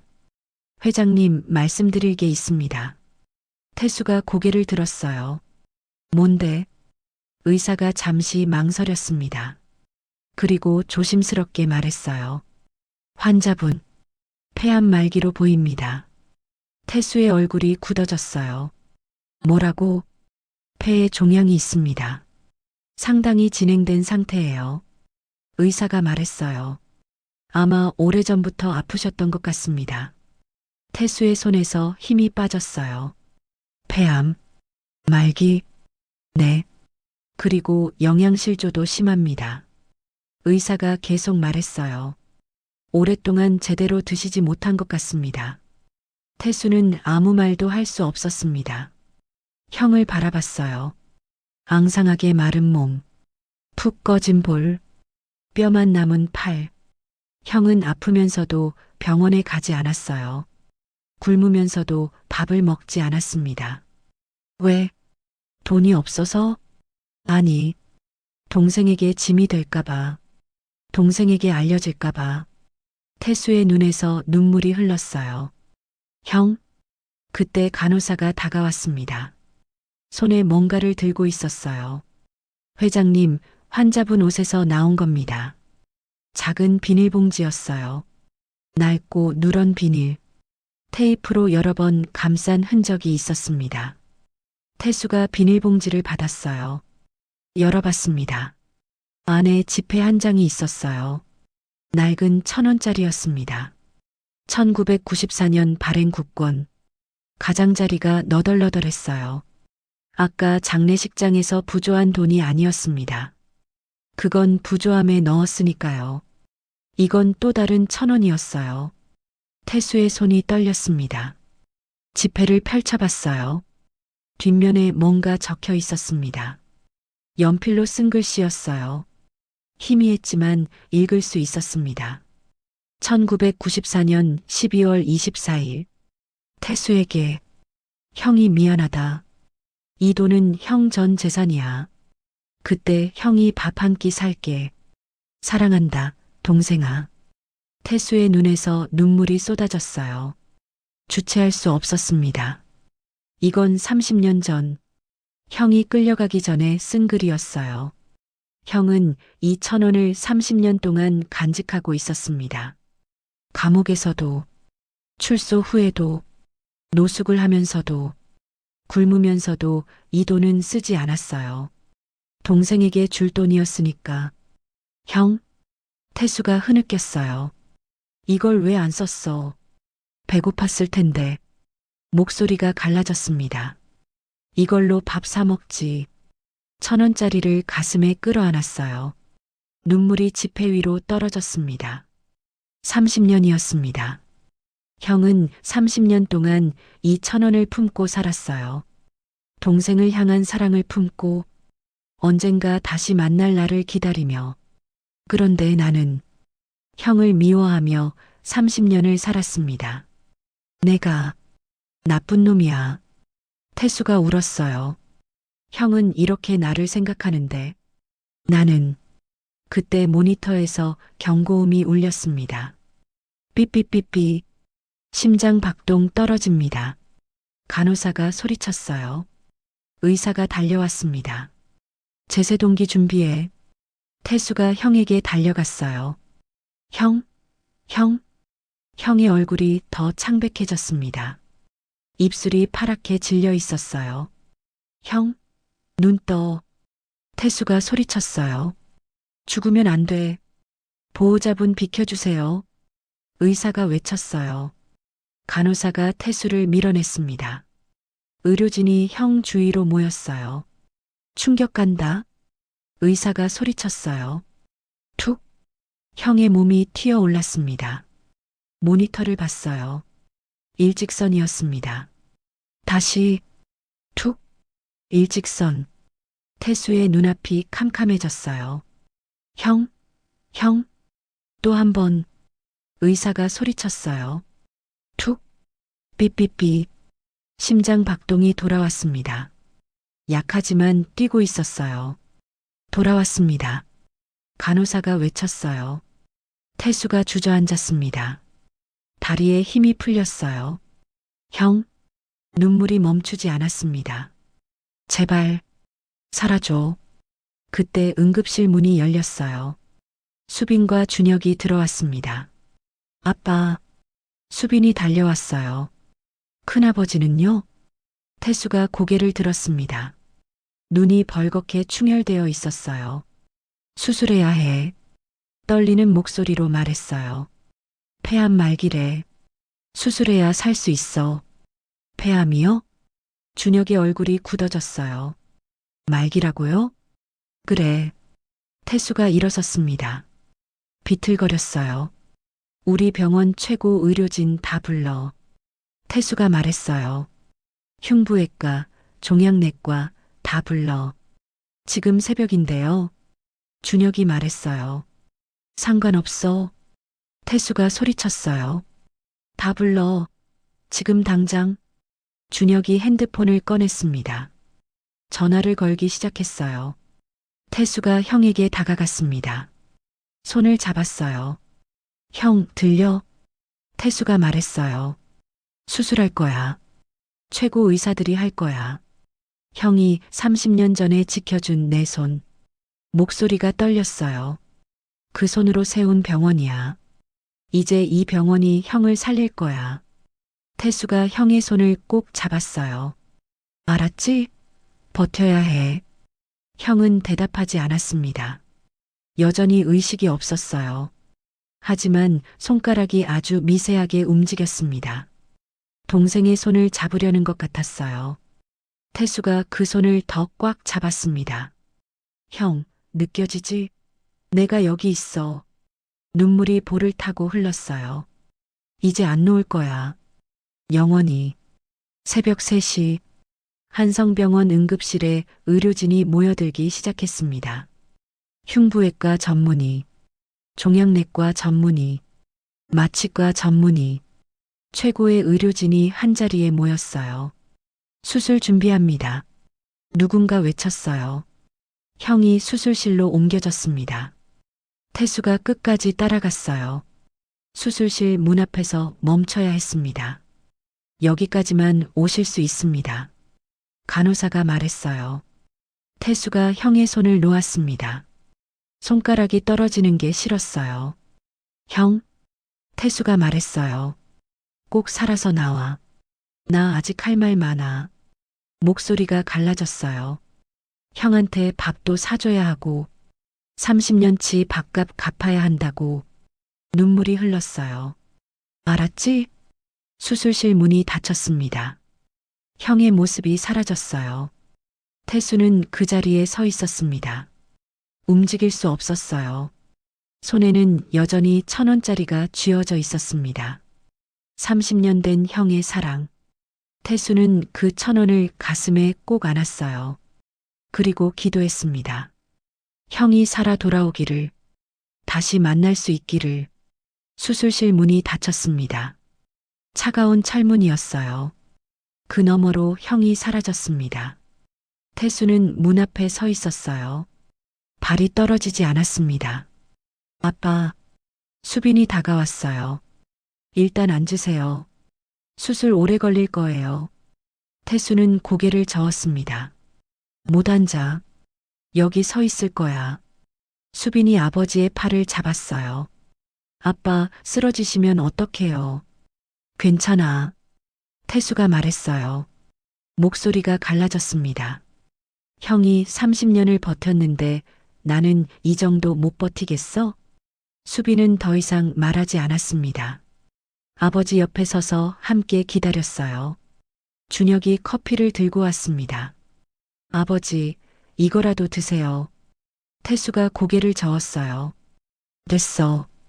그래도 형이 30년 동안 밥도 못 먹고 살았는데. 태수의 눈에 눈물이 고였어요.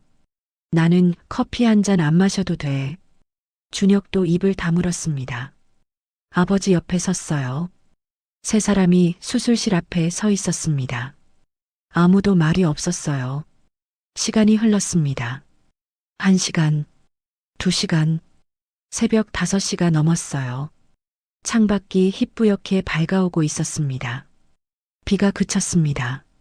먹구름 사이로 아침 햇살이 비쳐 들어왔어요. 태수는 여전히 서 있었습니다. 다리가 후들거렸어요. 하지만 앉지 않았습니다. 손에는 여전히 1,000원짜리가 쥐어져 있었어요. 30년 된 형의 편지. 태수는 그 글씨를 몇 번이고 읽었습니다. 사랑한다, 동생아. 형은 사랑한다고 썼어요. 감옥에 끌려가면서도, 모든 걸 잃으면서도 동생을 사랑한다고. 태수의 눈에서 눈물이 흘렀습니다. 몇 번을 읽어도 눈물이 났어요. 아빠, 수빈이 조심스럽게 말했어요. 저도 그 편지 봐도 돼요? 태수가 고개를 끄덕였습니다. 1,000원짜리를 건넸어요. 수빈이 편지를 읽었습니다. 눈가가 붉어졌어요. 큰아버지, 수빈이 중얼거렸어요. 정말 아빠를 많이 사랑하셨구나. 준혁도 편지를 받습니다. 굳어있던 얼굴이 흔들렸어요. 30년 동안 이걸 가지고 계셨구나. 준혁의 목소리가 떨렸어요. 굶으면서도 안 쓰셨구나. 태수가 고개를 끄덕였습니다. 형은 그런 사람이야. 나를 위해서라면 뭐든 하는 사람. 목소리가 갈라졌어요. 목숨까지 바치는 사람. 그런데 나는. 태수가 주먹을 꽉 쥐었어요. 30년 동안 형을 미워했어. 수빈이 아버지의 팔을 잡았습니다. 아빠 몰랐으니까 그런 거예요. 알았어야지. 태수가 소리쳤어요. 형이 왜 그랬는지 물어봤어야지. 한 번도 안 물어봤어. 눈물이 볼을 타고 흘렀어요. 왜 그랬냐고, 무슨 사정이 있었냐고. 그냥 믿었어. 형이 나쁜 놈이라고. 태수의 어깨가 떨렸어요. 그게 더 편했으니까. 수빈이 아버지를 안았습니다. 아빠, 이제라도 알았잖아요. 큰아버지 살아나시면 다시 시작하면 돼요. 수빈이 말했어요. 30년 못했던 거 이제부터 하면 돼요. 태수가 딸을 바라봤습니다. 눈이 벌겋게 충혈되어 있었어요. 그래. 태수가 고개를 끄덕였어요. 형이 살아나야 해. 꼭. 그때 수술실 문이 열렸습니다. 세 사람이 동시에 고개를 돌렸어요. 의사가 나왔습니다. 마스크를 벗고 있었어요. 얼굴에 땀이 맺혀 있었습니다. 태수가 달려갔어요. 어떻게 됐어? 형은? 의사가 잠시 숨을 골랐습니다. 그리고 말했어요. 일단 고비는 넘겼습니다. 태수의 다리에서 힘이 빠졌어요. 그 자리에 주저앉을 뻔했습니다. 정말이야? 목소리가 떨렸어요. 형이 살아? 네. 의사가 고개를 끄덕였어요. 종양을 최대한 제거했습니다. 하지만 태수의 얼굴이 굳어졌어요. 하지만 뭐야? 의사가 조심스럽게 말했습니다. 워낙 오래 방치된 상태라서요. 완치는 어렵습니다. 얼마나 사실 수 있어? 태수가 물었어요. 목소리가 떨렸습니다. 의사가 잠시 망설였어요. 그리고 말했습니다. 잘 관리하시면 1년에서 2년 정도. 1년. 많아야 2년. 태수의 눈에서 눈물이 흘렀어요. 그것밖에 안 돼? 죄송합니다. 의사가 고개를 숙였어요. 저희가 할 수 있는 건 다 했습니다. 태수는 아무 말도 할 수 없었습니다. 그저 서 있었어요. 눈물이 볼을 타고 흘렀습니다. 30년 만에 형을 찾았습니다. 진실을 알았어요. 그런데 함께할 시간이 1년밖에 없다니. 너무 짧았어요. 30년을 미워했는데 사랑할 시간은 1년뿐이라니. 아빠, 수빈이 아버지의 손을 잡았어요. 1년이면 충분해요. 태수가 딸을 바라봤습니다.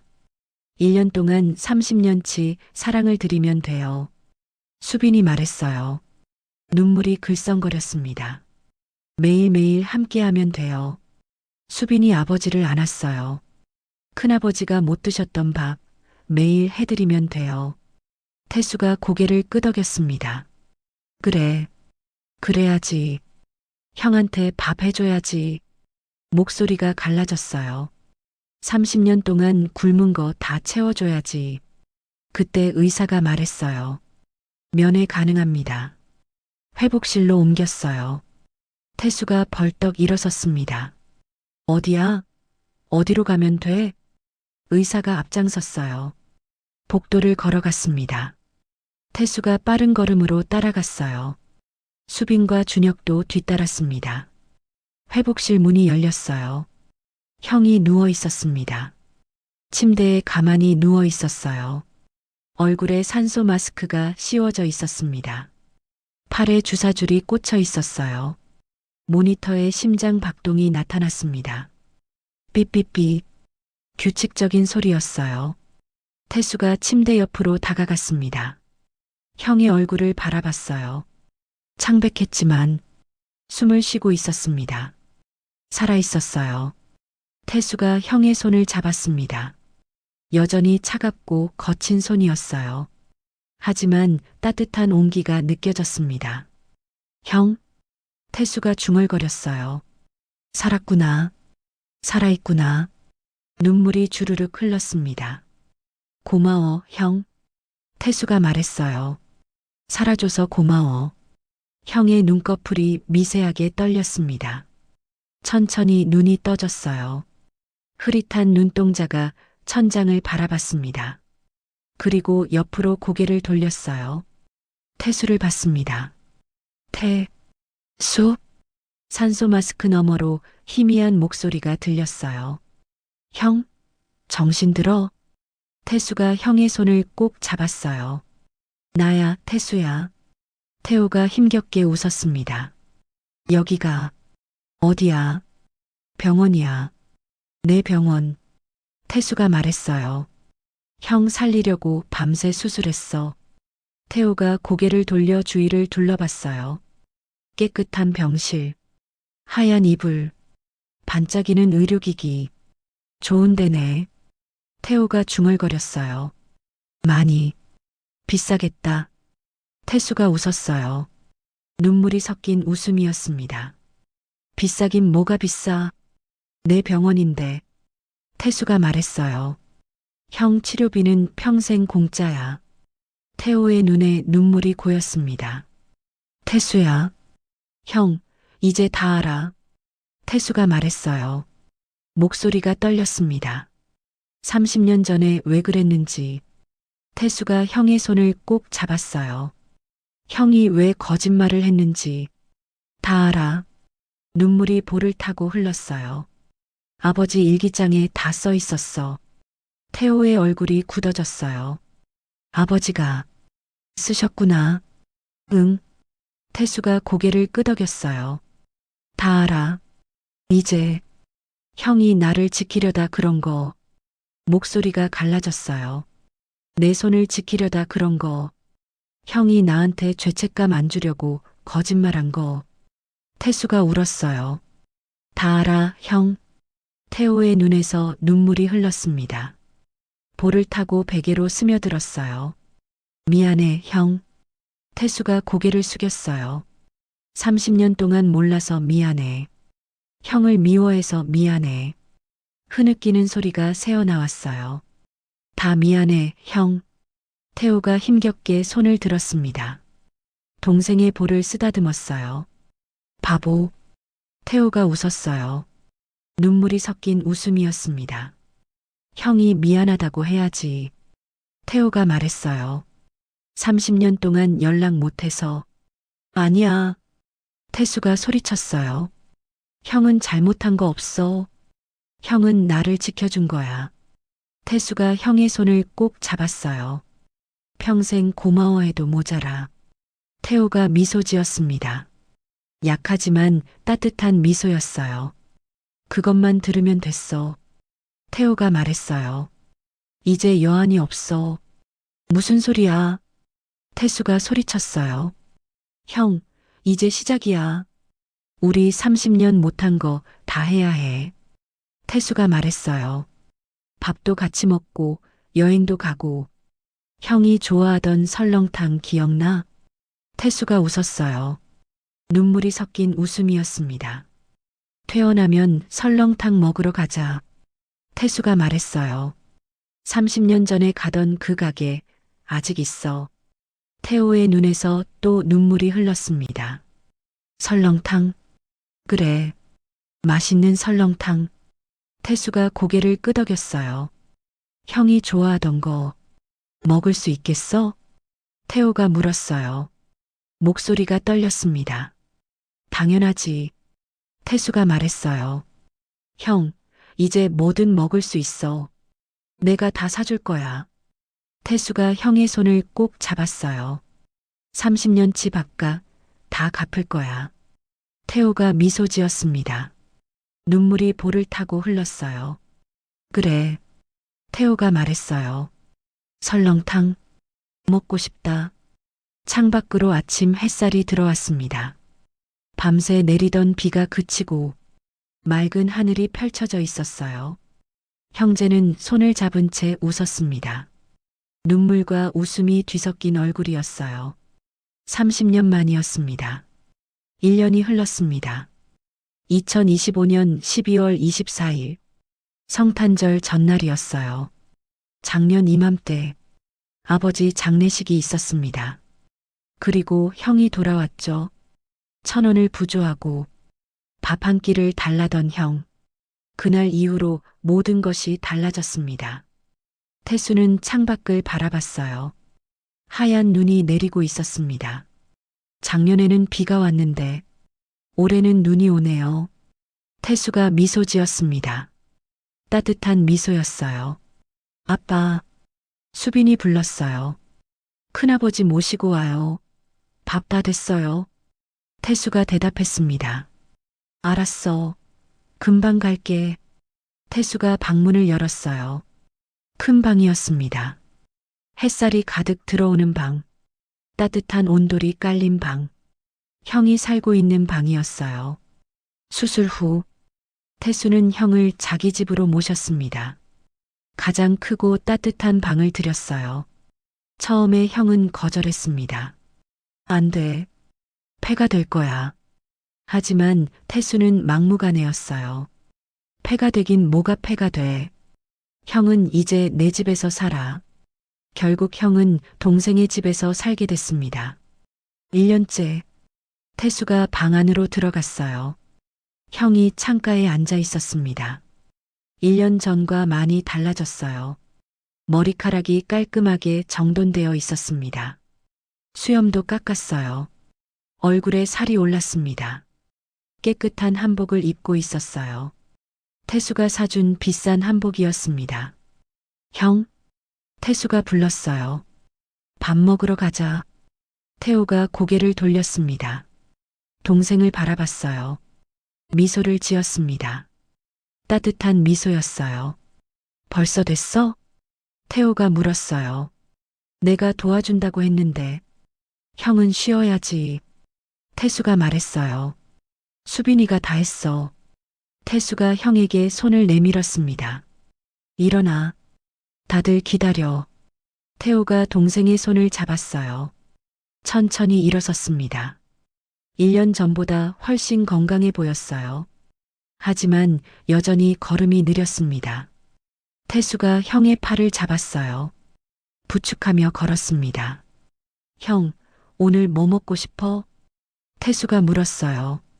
글쎄, 태호가 생각했어요. 설렁탕?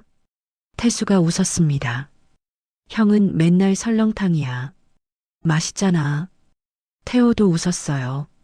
내가 사주는 설렁탕이 제일 맛있어. 두 형제가 나란히 걸었습니다. 복도를 지나 거실로 향했어요. 거실에는 큰 밥상이 차려져 있었습니다. 음식이 가득했어요. 설렁탕, 갈비찜, 잡채, 전, 온갖 반찬들, 김이 모락모락 피어올랐습니다. 맛있는 냄새가 가득했어요. 와, 태호가 감탄했어요. 이게 다 뭐야? 수빈이 웃으며 다가왔습니다. 큰아버지, 오세요. 제가 다 만들었어요. 준혁도 있었어요. 아내와 아이들을 데리고 왔습니다. 큰할아버지, 아이들이 뛰어왔어요. 태호의 다리를 안았습니다. 태호의 눈에 눈물이 고였어요. 애들아, 큰할아버지, 같이 밥 먹어요. 아이들이 말했어요. 제가 옆에 앉을 거예요. 태호가 허리를 굽혀 아이들을 안았습니다. 그래, 그래. 같이 먹자. 태수가 그 모습을 바라봤어요. 가슴이 뭉클했습니다. 1년 전에는 상상도 못했던 풍경이었어요. 노숙인이었던 형이 이제 가족들에게 둘러싸여 웃고 있습니다. 자, 다들 앉아. 태수가 말했어요. 밥 식겠다. 모두가 밥상 앞에 앉았습니다. 태호가 상석에 앉았어요. 태수가 그 옆에 앉았습니다. 수빈이 설렁탕을 태호 앞에 놓았어요. 큰아버지, 맛있게 드세요. 태호가 설렁탕을 바라봤습니다. 하얀 국물이 김을 피워 올렸어요. 고맙다, 수빈아. 태호가 말했어요. 목소리가 떨렸습니다. 제가 해드린 건데 뭐려. 수빈이 웃었어요. 맛있게 드세요. 태호가 숟가락을 들었습니다. 국물을 한 숟가락 떴어요. 입에 넣었습니다. 따뜻한 국물이 목을 타고 내려갔어요. 태호의 눈에서 눈물이 흘렀습니다. 형, 왜 울어? 태수가 물었어요. 맛없어? 태호가 고개를 저었습니다. 아니, 맛있어서 그래. 목소리가 갈라졌어요. 가족이랑 같이 먹으니까 더 맛있어. 눈물이 볼을 타고 흘렀어요. 태수도 눈물이 났습니다. 손등으로 눈물을 훔쳤어요. 형, 울지 마. 태수가 말했어요. 목소리가 떨렸습니다. 앞으로 매일 같이 먹을 거야. 태수가 형의 손을 잡았어요. 매일매일. 태호가 고개를 끄덕였습니다. 그래, 매일. 밥상 주위가 훈훈해졌어요. 모두가 웃고 있었습니다. 그때 태호가 품속에서 뭔가를 꺼냈어요. 낡은 1,000원짜리였습니다. 1년 전 병원에서 찾은 그 1,000원이었어요. 태수야. 태호가 말했어요. 이거 돌려줄게. 태수가 1,000원을 바라봤습니다. 1994년 발행 국권. 30년이 넘은 지폐. 이게 뭔데요? 수빈이 물었어요. 태수가 대답했습니다. 목소리가 떨렸어요. 30년 전에 내가 형한테 준 거야. 태수가 말했어요. 형이 끌려가기 전에 돌아오면 돌려달라고 했어. 눈물이 고였습니다. 그때 형이 밥 한 끼 사준다고 했거든. 수빈의 눈에도 눈물이 고였어요. 큰아버지. 태호가 1,000원을 태수에게 내밀었습니다. 이제 돌려줄게. 30년 걸렸지만 태호가 웃었어요. 눈물이 섞인 웃음이었습니다. 약속 지켰어. 태수가 1,000원을 받았습니다. 손이 떨렸어요. 형? 태수가 울었어요. 이건 형이 가져. 왜? 태호가 물었어요. 이건 형 거야. 태수가 말했어요. 형이 30년 동안 지킨 거잖아. 형이 나를 사랑한 증거잖아. 눈물이 볼을 타고 흘렀어요. 이건 형이 가지고 있어야 해. 태호의 눈에서도 눈물이 흘렀습니다. 태수야. 두 형제가 서로를 바라봤어요. 30년의 세월이 그 사이에 있었습니다. 미움, 오해, 그리움, 후회. 그 모든 것이 눈물과 함께 녹아내렸어요.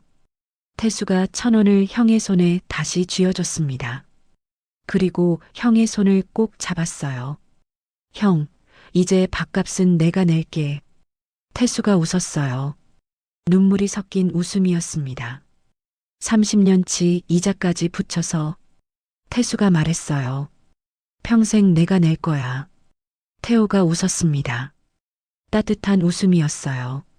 그래. 태호가 고개를 끄덕였어요. 그럼 형은 맛있게 먹을게. 많이 먹어, 형. 태수가 말했어요. 오늘도 내일도 모레도 평생 같이 먹자. 창밖으로 눈이 내리고 있었습니다. 하얗고 포근한 눈이었어요. 밥상 위로 김이 피어올랐습니다. 따뜻하고 맛있는 냄새가 가득했어요. 가족들이 웃고 있었습니다. 행복한 웃음소리가 집안을 채웠어요. 태호가 설렁탕을 한 숟가락 더 떴습니다. 맛있게 먹었어요. 형, 맛있어? 태수가 물었어요. 태호가 고개를 끄덕였습니다. 눈물이 글썽거렸어요. 응. 태호가 말했어요. 꿀맛이야. 30년 만에 동생이랑 먹으니까 목소리가 떨렸어요.